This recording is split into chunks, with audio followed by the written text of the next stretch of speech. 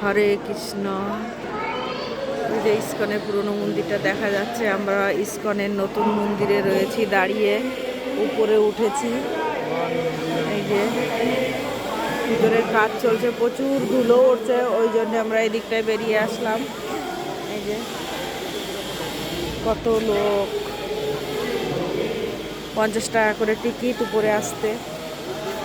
এখানে আমরা এসেছি, এসে ঘুরে দেখছি, তাই তোমাদের একটু শেয়ার করলাম। 300 ফুট উপরে আমরা আছি এখন,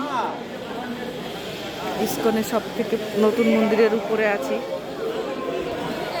এখান থেকে বাইরেটা একটু দেখো, এই যে বাইরেটা একটু দেখো।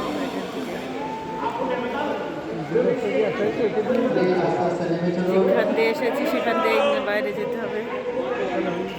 হ্যাঁ, ভিতরে কাজ চলছে, আর দেখার কিছু নেই, এখনো কমপ্লিট হয়নি মন্দিরটা। ওই যে ইস্কনের পুরনো মন্দিরটাও দেখা যাচ্ছে এখান থেকে। বাই বন্ধুরা, ভালো থেকো। শুভ বিকাল, শুভ বিকালের অনেক অনেক শুভেচ্ছা রইল তোমাদের।